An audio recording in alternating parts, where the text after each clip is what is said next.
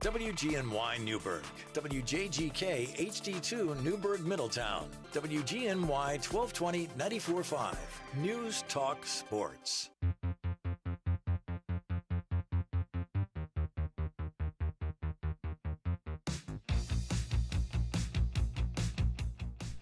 Hello, folks.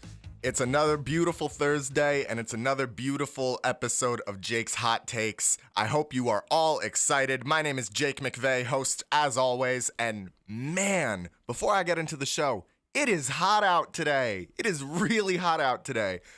So if you got your swimming pools open, go in and take a dip. Go sit under the shade of a nice tree and put your headphones in and enjoy this lovely episode of Jake's Hot Takes. We got some big news coming out of the New York Knicks organization today, or yesterday, I should say. Let me set the scene for you a little bit. I was in the car, forget where I was going, but I get a text, and I'm like, oh, I get a text. I check it. It is from none other than my dear friend Matthew Galgano, co-host of this show. By the way, Matt Watch, if you're wondering where Matt's at, he's still in D.C. He's enjoying his newspaper internship very much. He's going to be one of the best journalists you've ever seen. But Matt texts me, Thibodeau got fired. And I'm like, what?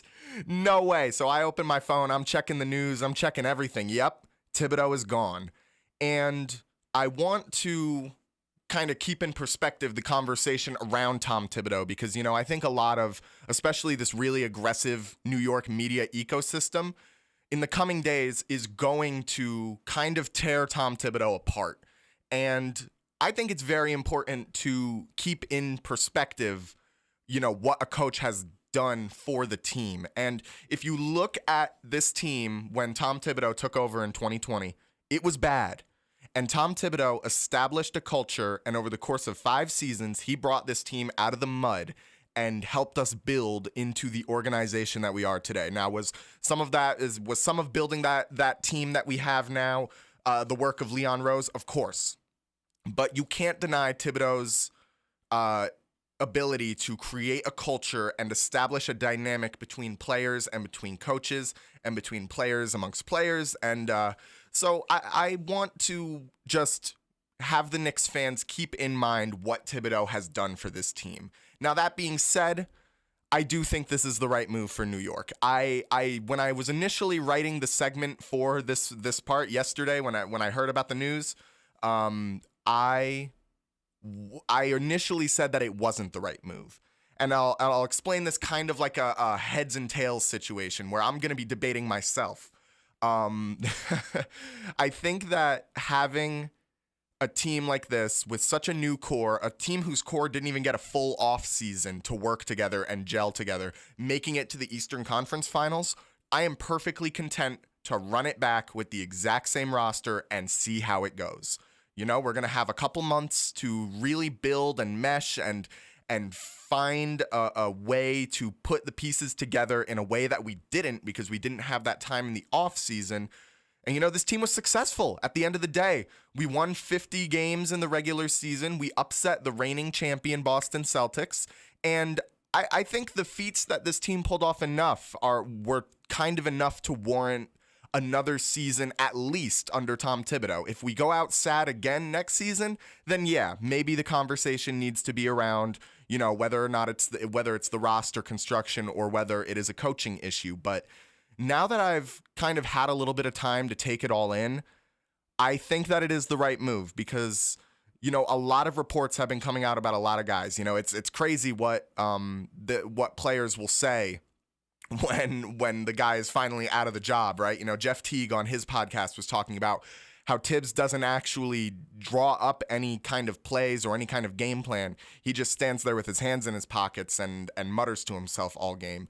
And, you know, that has been kind of the sentiment that has come out amongst the guys that have played under Thibodeau that are not currently in the Knicks organization right now. You know, guys like Dante DiVincenzo have been very vocal in their displeasure with how Tibbs runs the organization. Guys like Julius Randle, you know, making an Instagram post about, you know, allegedly, you know, it's all alleged with the athletes. You know, the social media, you can never take it as 100%, but he posted a video of him and his wife sharing a toast with a nice glass of wine right after the news came out that Thibodeau was fired. So I think that from a coaching perspective, I think, yes, that Tibbs did establish a very tough culture, but at the same time, I don't think he is necessarily a smart enough coach to get the Knicks to that next level. I mean, you look at what Rick Carlisle managed to accomplish with a roster that is maybe slightly less talented pound for pound than the New York Knicks roster.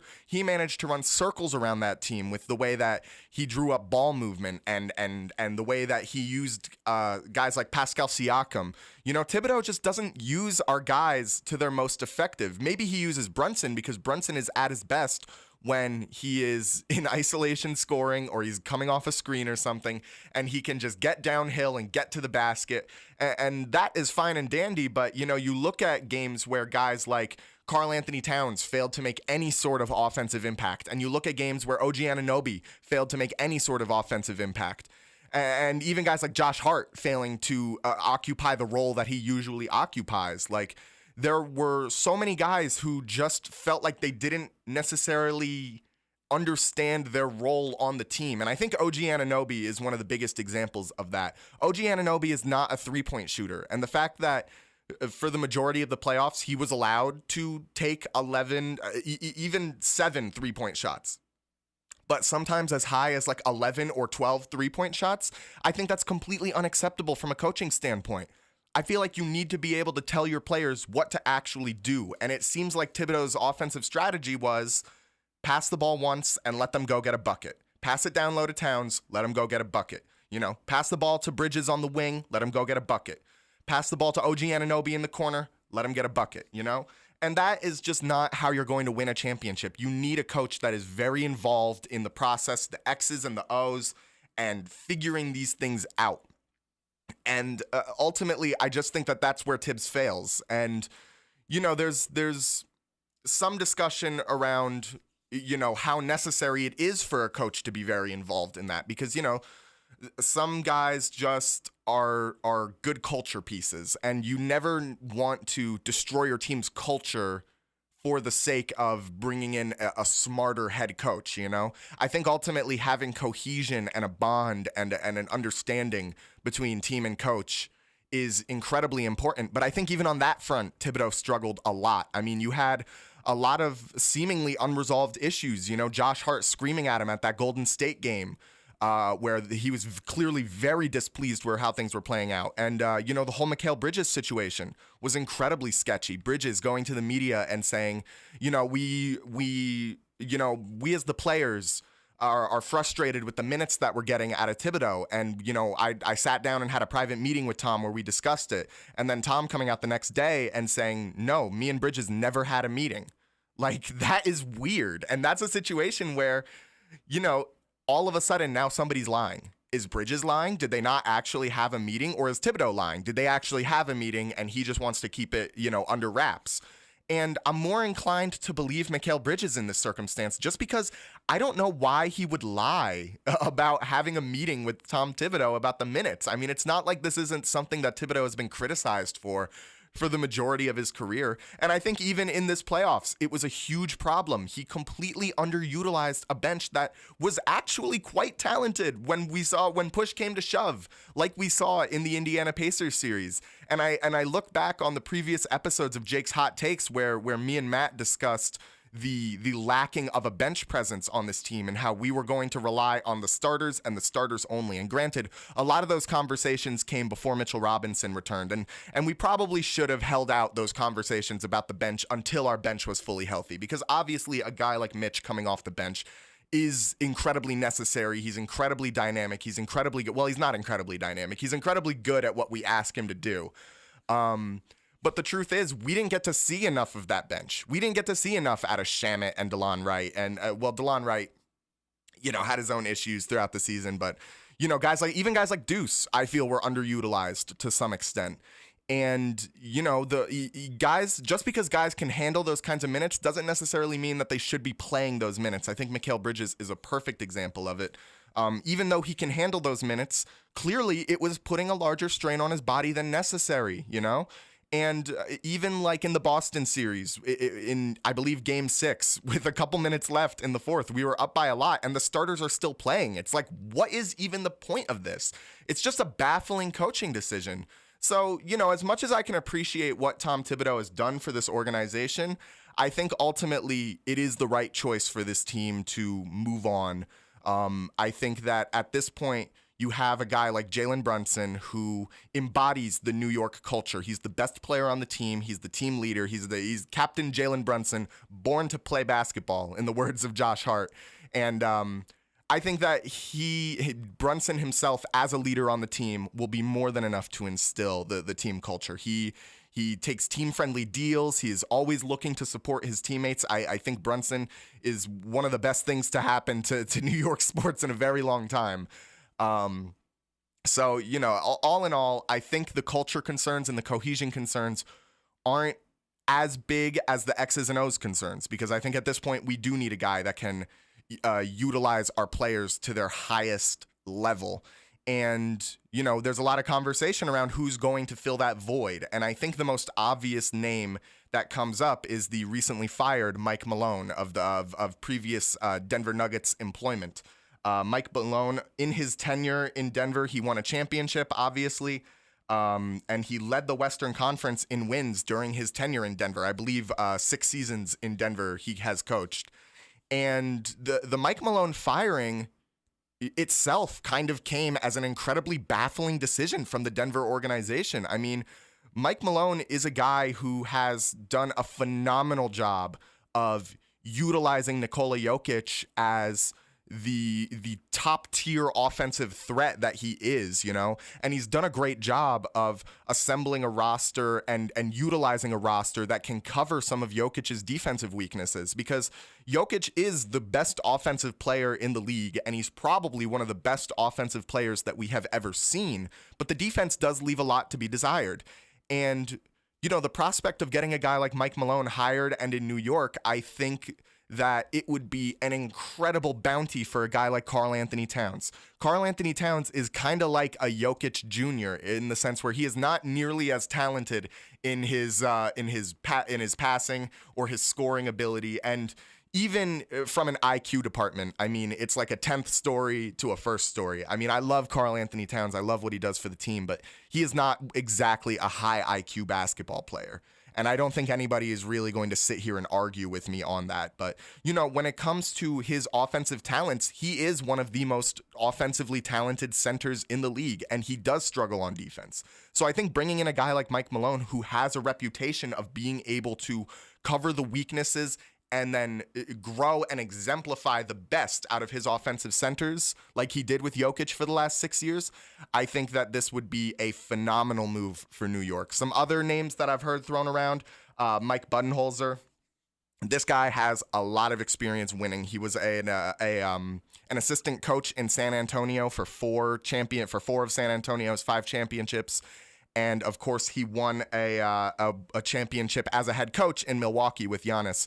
And that's another guy where he just has the experience. We need a guy right now who knows what it takes to get to that next level and get to that championship level situation. And Budenholzer is one of the biggest winners that we've seen recently in the NBA. And, of course, there was that whole situation in Phoenix where his tenure in Phoenix was a bit of a disaster. But I chalk that up to poor roster construction. I chalk that up to the Phoenix Suns organization investing far too much into Kevin Durant and Bradley Beal, and the team not really having any standout players outside of of course, Devin Booker and Kevin Durant and Bradley Beal. So, when it comes to his tenure in Phoenix, was it a failure? Absolutely. But at the end of the day, I don't necessarily blame him.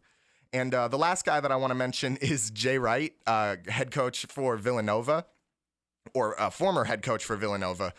He coached Brunson and Josh Hart and Mikal Bridges throughout their time in Villanova and won 2 national championships with them.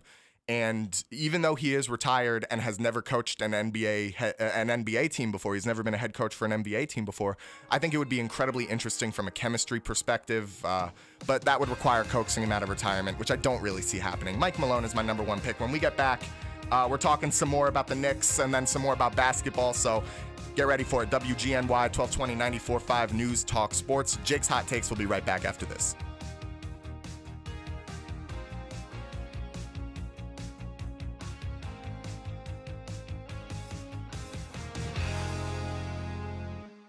Thinking about remodeling your kitchen or bath? Wayne's Way Wholesale Cabinets has a great selection of all wood cabinets in the styles and colors to make your remodeling dreams come to life. Go to wayneswaycabinets.com for more info. Wayne's Way Cabinets, 1829 South Road, Wappingers Falls. Call 845-280-0880. Stop by and talk to Wayne today. You'll be glad you did.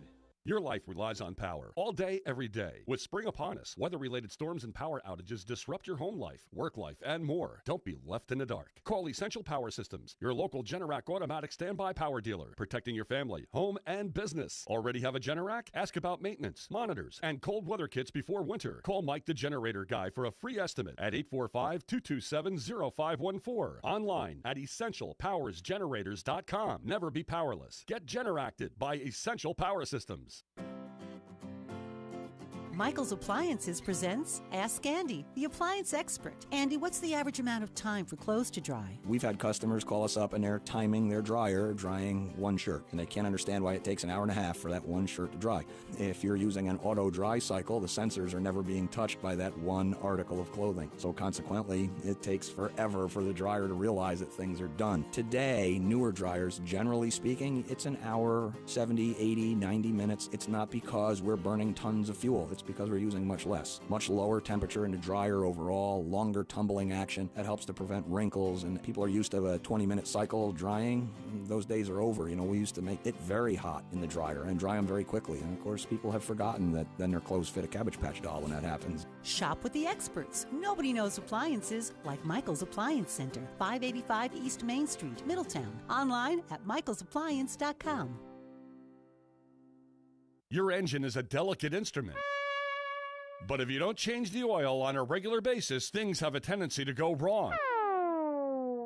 That's why this news should be music to your ears. Because now at the Newburgh Auto Spa, you can get a free car wash with every oil change. That's right, a free car wash with every oil change. Really? Really. Stop into their state-of-the-art facility today and find out what quality maintenance is all about. We all need to get oil changes, so why not get a free car wash to go along with it? And while you're at it, take advantage of their 15-point vehicle inspection free of charge. That should leave you on a very happy note.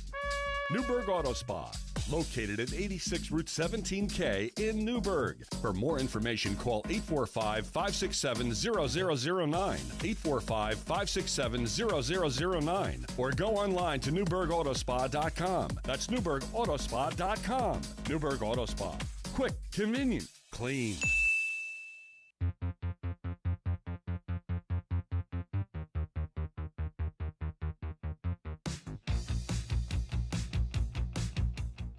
Wow.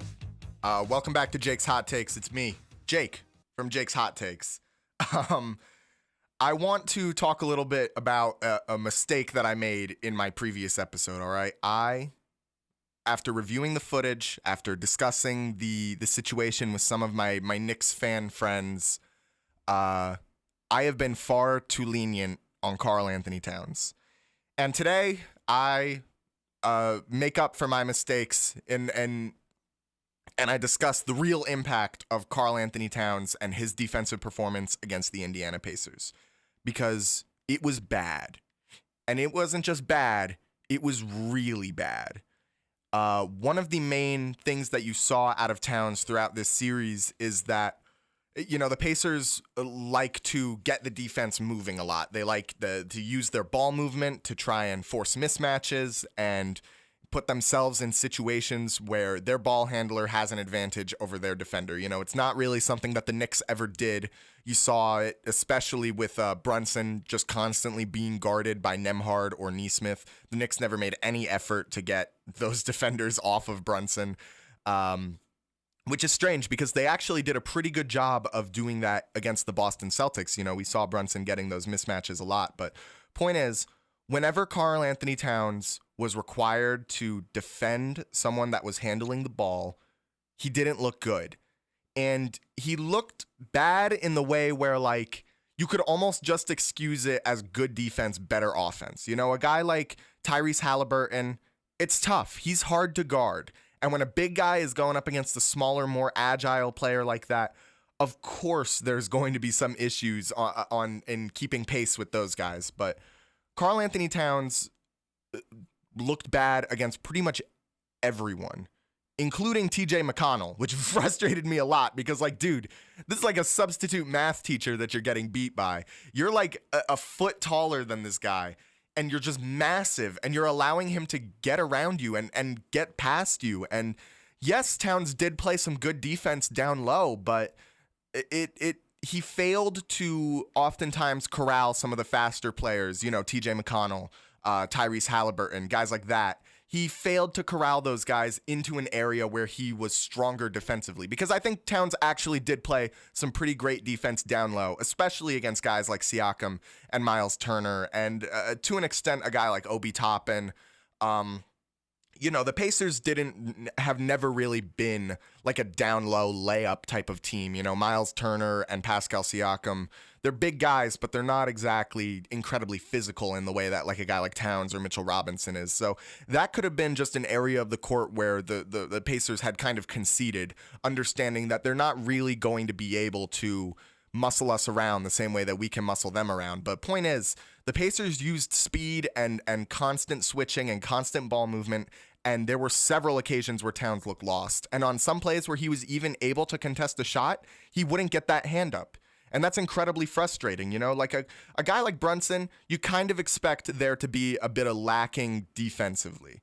He's a smaller guy. He you know, when it comes to guarding anybody like 6'6" and up, Brunson has a hard time guarding them. That's a mismatch that teams are going to look for. But Brunson makes up for it with his incredible scoring and passing ability, you know? And Towns does have incredible scoring ability, but he is a guy where it's necessary to have a center that can play defense like Mitchell Robinson. You know, for example, Mitchell Robinson does a great job of moving his feet and cutting off the lanes of attack. Towns made no effort to use his physicality to cut off the lanes of attack the same way that he would use his physicality down low to get buckets.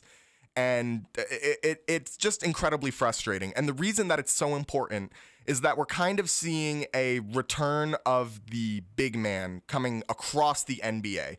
You know, the Lakers are an example of a team that did not value the big man.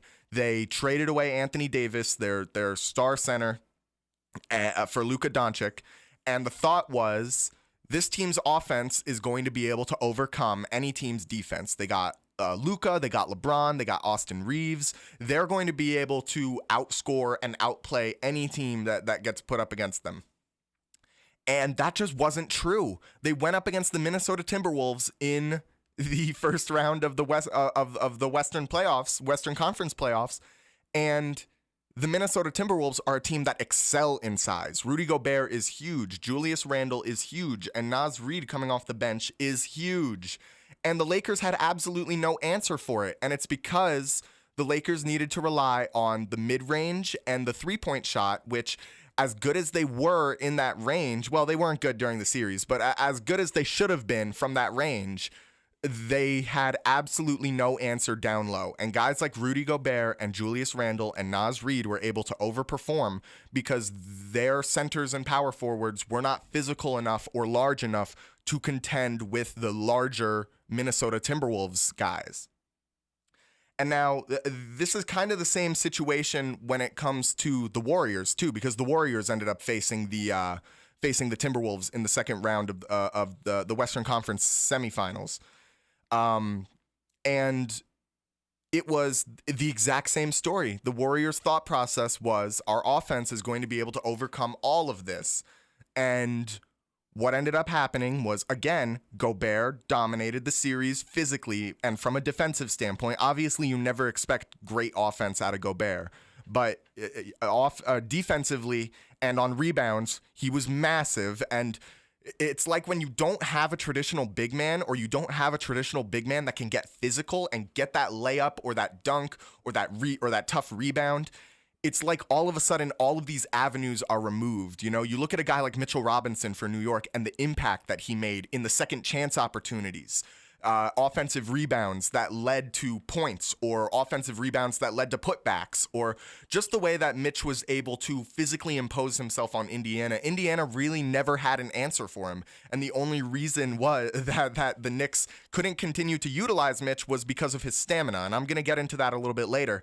But the Warriors and the Lakers both thought that they were above the big man. And I don't think it's any coincidence that all of the teams that made it to their respective conference finals had a big man on it, except for Indiana. And now I want to talk about Indiana, because Miles Turner is a bit of an interesting case. He's not exactly a traditional center. He doesn't really have that physicality, that imposingness to him. So, you know, the thought is, well, what did Indiana do that LA and Golden State didn't? And I think the clear answer is Indiana took advantage of their opposing team's big mans by consistently pushing the pace and not allowing the big man to get comfortable. Because, you know, when a big man is running back and forth down the court over and over again, it doesn't matter how much you train for that. When you're 7 foot and you're playing that kind of level of basketball, when you're 7 foot and 300 pounds and you're playing that level of basketball, you are going to tire out. And that's what we saw with Mitch. And to a lesser extent, I think it's what we saw with Towns. I think part of the lacking of defensive effort could be contributed to Towns not being able to physically keep up with the Pacers. And, you know, you saw that against Cleveland with Jared Allen. You know, they couldn't physically keep up. And Indiana is a team that knows their identity so well. I think that with the new acquisitions that the Lakers and the Warriors brought in throughout the course of the season, Luka Doncic and Jimmy Butler respectively, I think that kind of shook up the team's identity. They didn't exactly know where they needed to go from an offensive and a defensive perspective. Sorry, 1 second. But ultimately, the Pacers did have that identity, and they knew exactly how they could cover their team's weaknesses and you know, bring out the best in their pieces, even if their pieces aren't necessarily, even if their pieces are sometimes at a disadvantage, like with Turner and Siakam against, you know, Robinson and Towns, or Robinson and Anunoby, you know, real physical down low guys. So, I mean, ultimately, I think it is just an interesting conversation around the you know, the way that we've kind of seen the center archetype shift over the course of the last couple of years in the NBA. Obviously, you have guys like Nikola Jokic and Joel Embiid, who kind of, you know, Embiid to a lesser extent, but Embiid is a very difficult case to judge just due to his injuries and his lack of being on the court. But when Embiid was healthy and on the court, he was an incredibly talented offensive player, and he was very good defensively. And I think that's really what elevated his game beyond that, because, you know, from a pure scoring perspective, Embiid and Jokic are very close in terms of how good of a scorer they are. But I think it's they differ in Jokic had the passing and the IQ, while Embiid had the defense. And I think there's a reason that Embiid won MVP in the year that he did, when everybody was crying out that it should have been Jokic. And I really think that defense did make the difference for Embiid. And you know, you look at a guy like Victor Wembanyama and the level of offensive potential and defensive potential that he has. I mean, this guy is just absurd on all fronts. And you know, we have seen a shift towards, you know, valuing the three-point shot in a center. You know, Miles Turner, Nikola Jokic, Victor Wembanyama, the aforementioned guys. But I wouldn't be surprised if the league all of a sudden made a turn towards more traditional centers like Rudy Gobert and like Mitchell Robinson, when the effects of going for the hyper offense strategy without the big man was exposed by the Lakers and Golden State, were exposed. The downfalls of that strategy were exposed by the Minnesota Timberwolves. I think I'm incredibly interested in these discussions around the development of the center, because, you know, centers are my favorites. I love a big man. I love the big man. And I've kind of seen the way that the traditional offensive center has kind of gone away. So I'm hoping that it comes back, and I'm hoping that this series, Lakers and Timberwolves and Warriors and Timberwolves, I hope that exposes why your big man should be valuable. When we get back, we're going to be talking some finals predictions. Jake's Hot Takes, WGNY 1220 94.5 News Talk Sports. We'll be right back after this.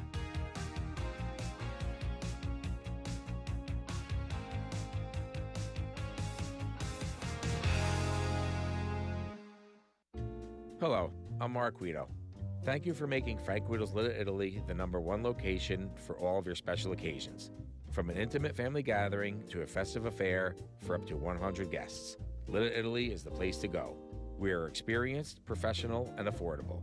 Whether it's birthdays, anniversaries, reunions, retirements, rehearsal dinners, and even after funeral gatherings, Little Italy has the perfect size space with delicious food at a reasonable price. You enjoy your event and let us do all the work. Call Marie at 845-340-1682 or visit us online at frankguidoslittleitaly.com. Call Marie at 845-340-1682 or visit us online at frankguidoslittleitaly.com. Little Italy has the perfect size space with delicious food at a reasonable price. You will be glad you did. And remember, as always, come celebrate on the day of your birthday and get up to a $25 value on us. Michael's Appliances presents Ask Andy, the appliance expert. Andy, is it bad to use fabric softener sheets? More often than not, a fabric softener sheet helps keep the static down in your dryer. Most newer dryers, the lint screen is so fine that the oils in the fabric softener sheet actually plug up your lint screen. Reduces efficiency, causes overheating, causes the machine to kick off on high limit. So sometimes what you really want to do is not use dryer sheets. Use the same dryer sheet 2 or 3 times. Fabric softener in a washer is the better way to go. Most people don't realize that all the lint in your dryer actually comes from your washing machine. It's the agitating action that causes a problem where the clothing is scrubbing together and you end up with all the little pilling. And a fabric softener actually will help lessen the pilling if it's in the washing machine. Shop with the experts. Nobody knows appliances like Michael's Appliance Center, 585 East Main Street, Middletown. Online at michaelsappliance.com. The power of Dell AI with Intel Inside is transforming the world of pro sports. Teams can see curveballs coming with predictive analytics. Coaches can use AI insights to help players improve their shots in real time. And fans can get more out of every winning moment with AI-enhanced replays. Unbelievable! What a play! See how Dell Technologies with Intel Inside can power your wins at Dell.com/win. At Straight Talk, we are all about no-brainers. Calling Grandma for her recipe? No-brainer. Streaming one more episode at 2 a.m.? Big no-brainer. Getting real unlimited data where you buy bananas? The ultimate no-brainer. Switch now and get a free Samsung Galaxy A16 5G or Moto G Power 5G 2025 with select plans. Straight Talk. Real unlimited data. Available at Walmart and straighttalk.com. Offer valid through 7/20/25. Taxes and fees apply. Requires in-store activation of single line gold unlimited plan or higher. For network management practices, visit straighttalk.com/terms. Copyright 2025 Verizon.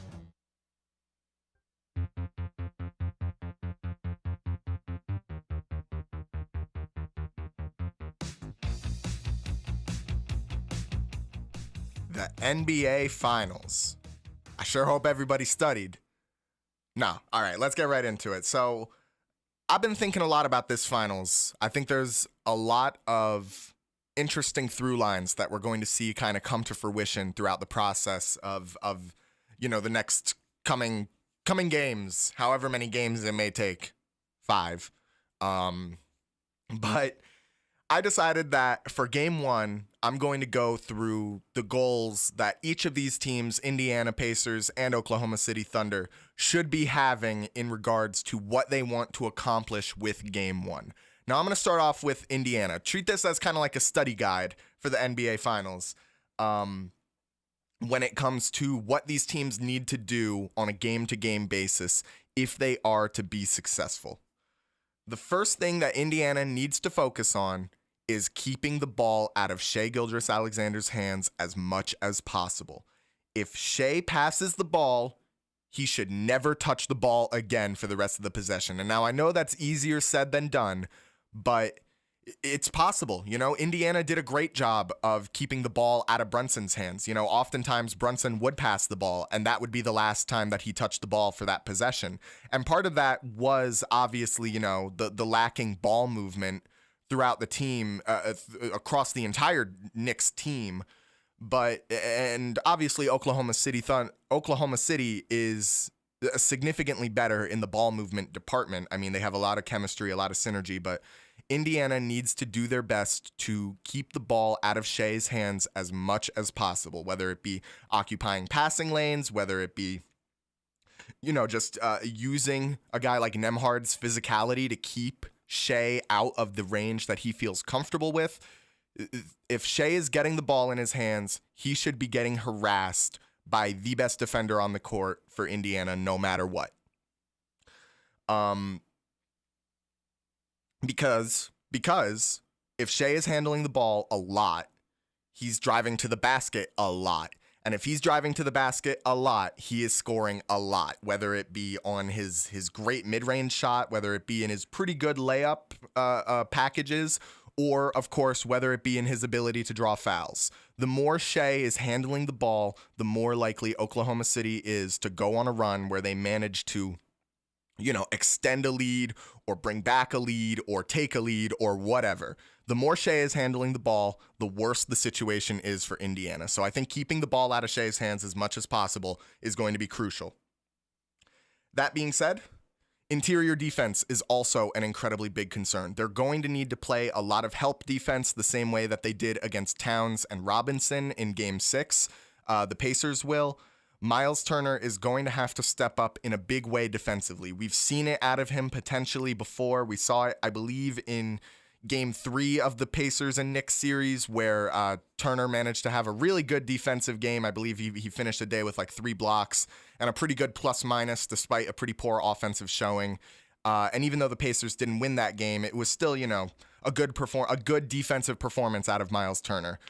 They're going to need to be able to have guys come from the wings and crash down low defensively whenever Hartenstein or Holmgren get the ball underneath. I do not trust these Indiana big men to be able to guard Holmgren and Hartenstein one-on-one. I have made that very apparent. I have made that clear. They need the help defense to come down low. Do not trust your players to defend those guys one-on-one. Pushing the pace is going to be incredibly important. Oklahoma City plays leagues better defense than pretty much anything Indiana has seen throughout this playoff run.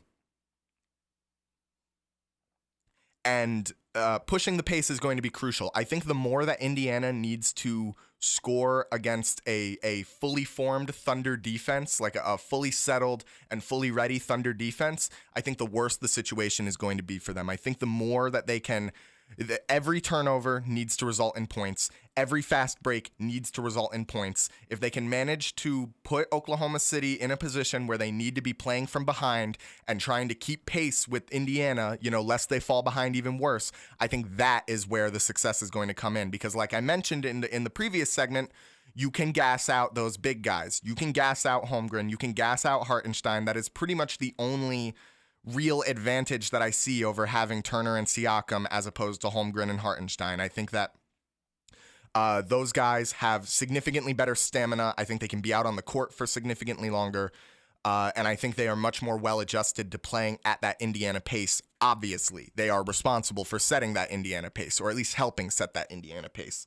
So that is something that's definitely going to be curious to see. Like I said, the more that they can beat the Thunder in transition, offensively and defensively, I think the more successful Indiana will be. That is really where they feel most comfortable playing out of, so it's going to be important. What's also going to be important is keeping the ball in Halliburton's hands. At the start of every offensive possession, it should be Tyrese Halliburton handling the ball. That's pretty much how they've conducted themselves. That's not something that I think this team is necessarily going to struggle with, but Halliburton is everything to this team's offense. He is the floor general. He orchestrates the entire thing. He makes it all happen. He is the mastermind behind the Pacers' success in ball movement and things like that. I think the more that Halliburton has the ball in his hands and the more that he's allowed to cook, like I know you want to get guys like Nesmith and Siakam going early so that they can carry that momentum throughout the rest of the game. But I think if it comes at the cost of Halliburton handling the ball, I think that it is more necessary for Halliburton to be comfortable than Neesmith. It is more important for Halliburton to be comfortable and in rhythm than Neesmith and Siakam combined. That's just the truth of the matter. The final thing that I want to discuss with the Pacers, know where Alex Caruso is at all times. If he's on the court, know where he is. He is fast, he is a gritty defender, and he thrives off of getting those swatty turnovers. So if he's on the court, know where he's at. You can tell because you'll just see a little shiny spot somewhere on the court. Okay, and now for OKC. OKC is going to want to dominate the mid-range. This team is so good in the mid-range. Specifically, Shai Gilgeous-Alexander is so good in the mid-range. And that is an area that historically, I say historically, I mean over the course of this playoffs, Indiana has struggled with. It's not where they feel most comfortable. So dominating that range and making sure that your guys have a comfortable area to shoot the ball in like the mid-range, is going to be incredibly important. I'm sure that Indiana is going to make an effort to try and take that space from the Thunder, but the Thunder just can't give it up.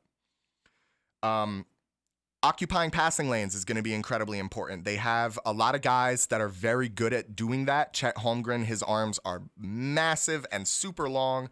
The previously mentioned Alex Caruso. Lou Dort is another guy with some really long arms. Those guys can get up in passing lanes, and I think the less confident Halliburton feels in passing the ball, the more likely Oklahoma City is to be able to smother that Indiana offense. Another thing that is important is making Tyrese Halliburton follow through when he drives to the basket, because a lot of time Halliburton will open up passing opportunities by driving to the basket, and if the Thunder can force him to follow through with it every time he drives to the basket, it is going to be a very bad look for Indiana, and it's the efficiency is going to drop, the numbers are going to drop, and everything's going to be terrible for Indiana. So forcing Halliburton to follow through on every drive that he makes and not allowing him to pass the ball out is crucial, because Halliburton is not the layup guy that we think he is. He's not, or that some people think he is. He's not Kyrie Irving. Let's be honest here. Keeping Aaron Nesmith from getting hot early is going to be incredibly important. He kind of occupies the same role as like maybe a Derek White on the Boston Celtics.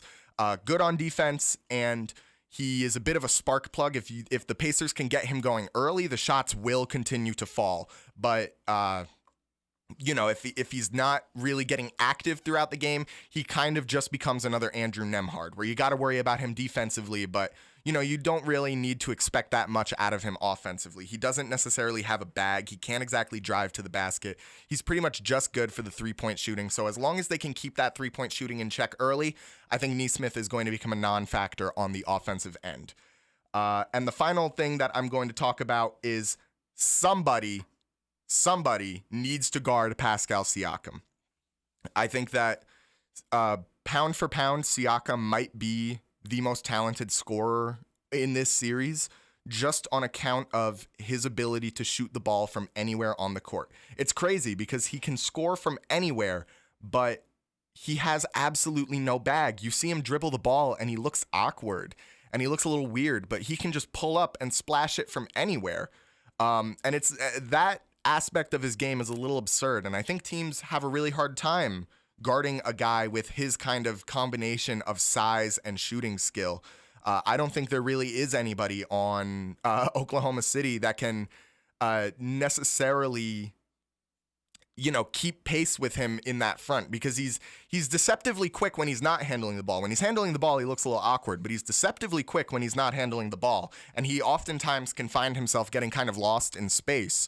So I think it's going to be a really interesting matchup, whether it's going to be Holmgren, whether it's going to be Jalen Williams that ends up guarding Siakam. I could even potentially see Lou Dort, although I do think that Lou Dort should primarily be guarding Shai.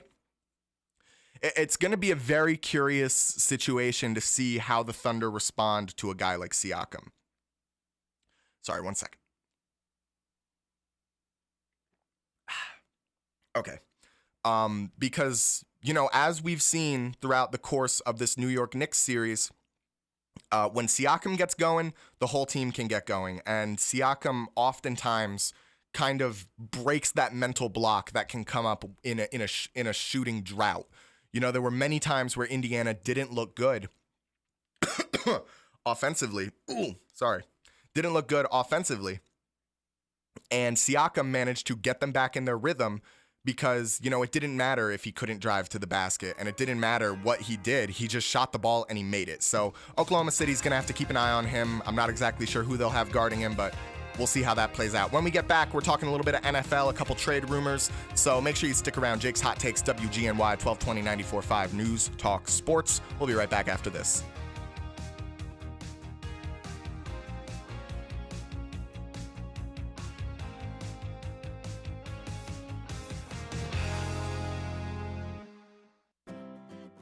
Michael's Appliances presents Ask Andy, the appliance expert. Andy, what makes my oven smell so bad when I self-clean? Self-clean, my favorite weapon in the world. Self-cleaning is a brutal environment. Most people don't think about it. They hear self-clean. I'm not really sure if they're picturing scrubbing bubbles inside there, scrubbing, but what's really happening is we're heating the oven up hot enough to carbonize protein. We're going to take the food stuff that's left in your stove, and we're actually going to carbonize it. We're going to turn it to dust. So we're 700 degrees. So why does it smell bad? You're setting fire to a chicken. Today, a lot of the new stoves, because of the energy guidelines, there is no real self-clean anymore. They don't want those high temperatures. It's a huge waste of energy. It's very easy. You don't have to get on your hands and knees and your back doesn't hurt. You're not scrubbing the stove, but we use a ton of energy to clean the inside of that stove by heating it up. Shop with the experts. Nobody knows appliances like Michael's Appliance Center, 585 East Main Street, Middletown. Online at michaelsappliance.com. Your life relies on power all day, every day. With spring upon us, weather-related storms and power outages disrupt your home life, work life, and more. Don't be left in the dark. Call Essential Power Systems, your local Generac automatic standby power dealer, protecting your family, home, and business. Already have a Generac? Ask about maintenance, monitors, and cold weather kits before winter. Call Mike the Generator Guy for a free estimate at 845-227-0514. Online at EssentialPowersGenerators.com. Never be powerless. Get Generacted by Essential Power Systems. You've long known that Newburgh Auto Spa on Route 17K utilizes top caliber products and the latest technology to give your vehicle the proper maintenance it needs. Whether it be a computerized soft cloth car wash, detailing consisting of a comprehensive bumper-to-bumper cleaning of your entire interior and exterior, or a fuel-efficient oil change from a trained technician, Newburgh Auto Spa is the place to go. Now, Newburgh Auto Spa is a full-service automotive center. That's right, Newburgh Auto Spa now offers tires, brakes, rotors, tune-ups, alternators, and more, all with the same professionalism and quality you've become accustomed to. For a full list of automotive services offered in specials, go to NewburghAutospa.com. Whether you need a basic car wash, a quick oil change, or now more extensive automotive service, Newburgh Auto Spa is the place to go. Newburgh Auto Spa, quick, convenient, clean, located at 86 Route 17K and online at NewburghAutospa.com. Now offering a full range of automotive services. Newburgh Auto Spa, quick, convenient, clean. Davis Furniture in Poughkeepsie is having a floor model clearance sale, up to 70% off. That's right, Davis Furniture needs to make room for new arrivals and is having a floor model clearance sale with up to 70% off. At Davis Furniture on Route 9 in Poughkeepsie, all their furniture is American-made and chemical-free. You and your family deserve the Davis Furniture difference and a healthier life. DavisFurnitureOnline.com.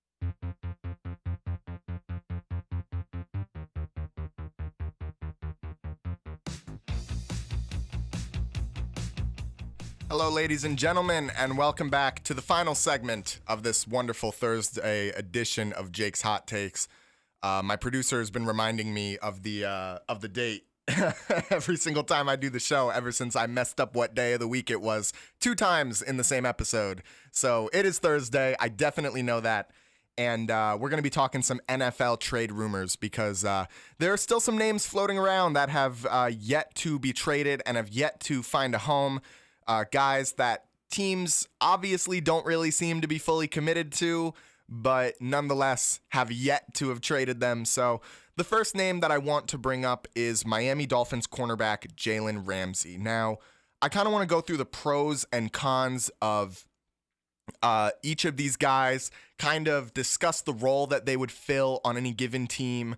Jalen Ramsey is one of the best cornerbacks that we have seen in the modern era of NFL. You know, however you want to define the modern era of NFL football, I think that whatever era you can define it, the modern era, Jalen Ramsey has been one of the best. Incredibly talented, incredibly intelligent, despite his more brash and in-your-face nature. He knows how to read an offense, and I think that any team that is looking to grow and develop a young cornerback core should be interested in acquiring Jalen Ramsey. Now, that being said, at the potential price point that you would be receiving Ramsey, that is a different discussion, because obviously this is a guy who values himself very highly. I think he got overpaid by the Dolphins ever so slightly.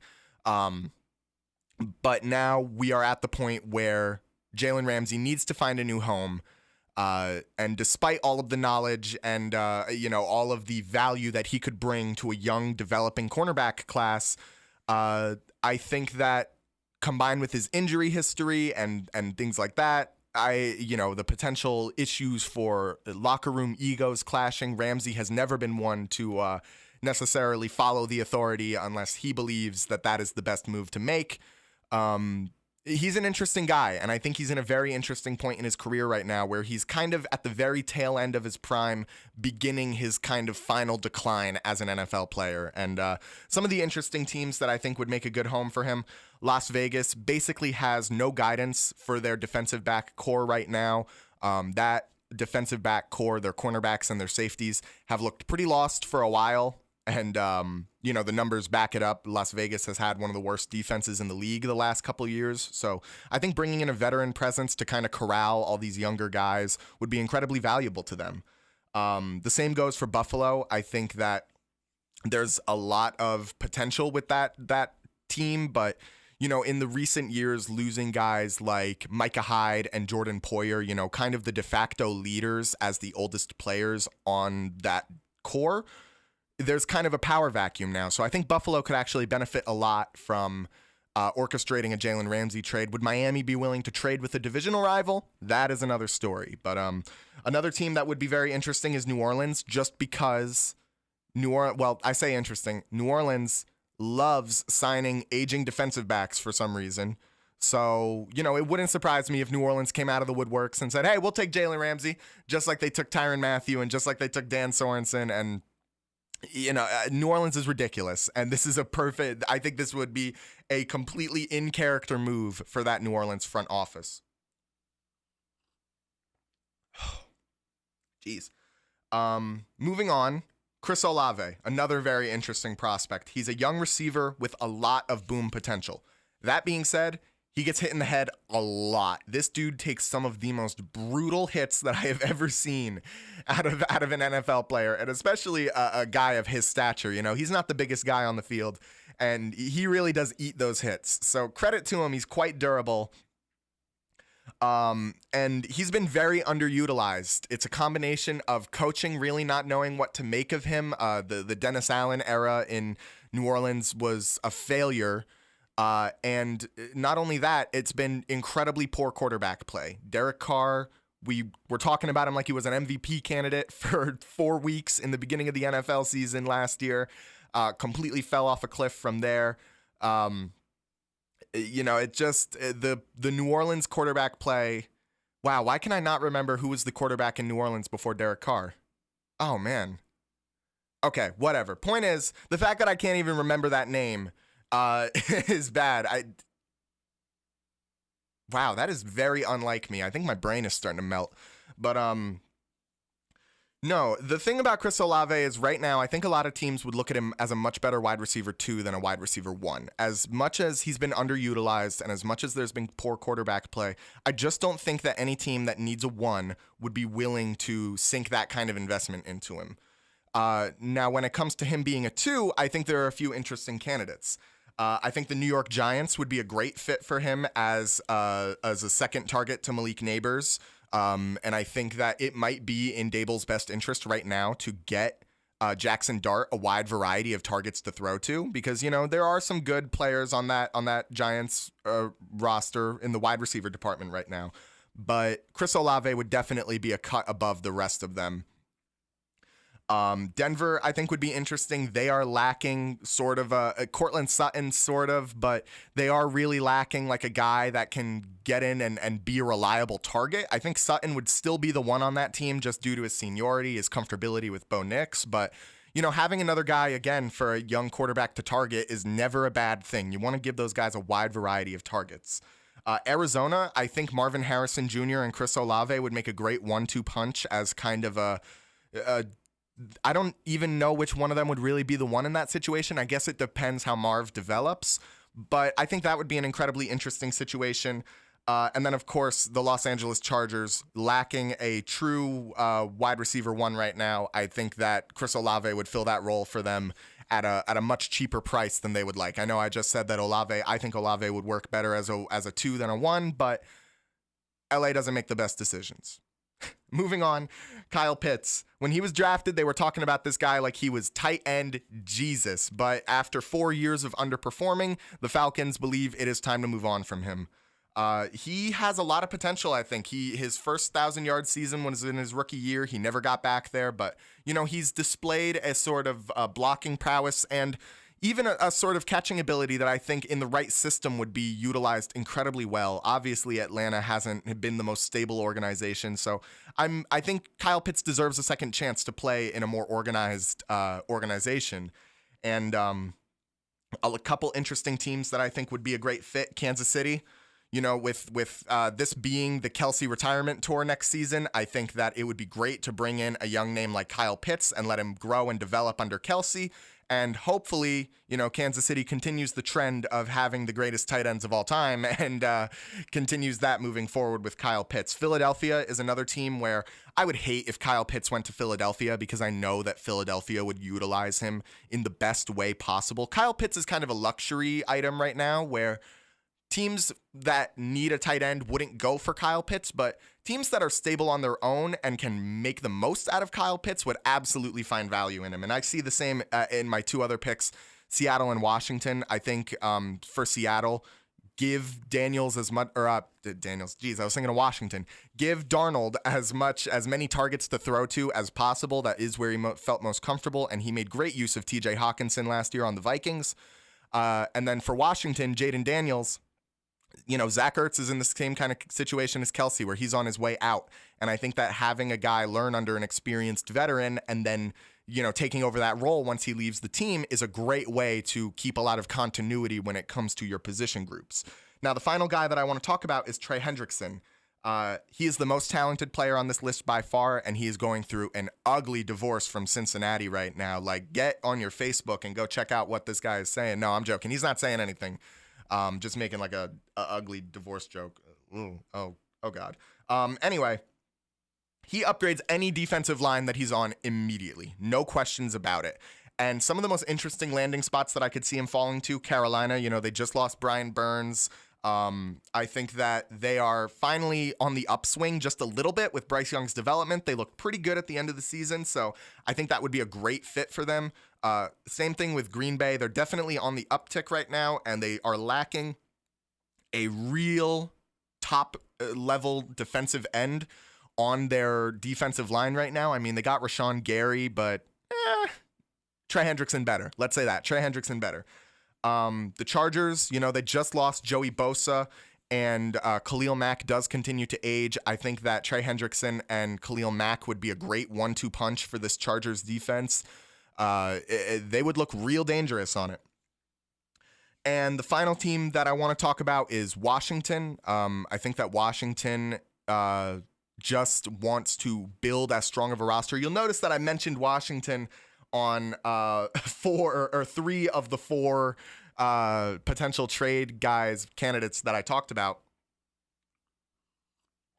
And that's just because Washington is just looking to build. And I think Washington would be ecstatic being able to secure a guy like Trey Hendrickson on their defensive line, which did struggle against Philadelphia. You know, if you're playing in the NFC East, you need a team that can match up against Philadelphia. That is what you need to do right now.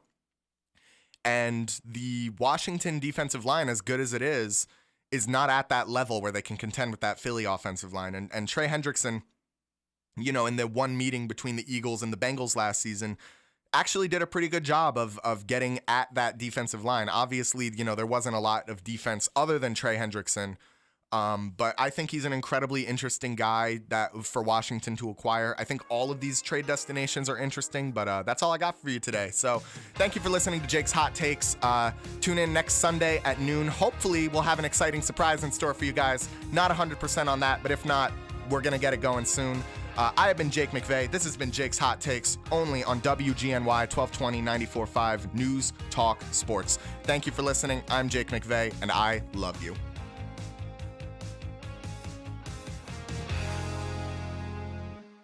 WGNY Newburgh, WJGK HD2 Newburgh Middletown, WGNY 1220 94.5 News Talk Sports.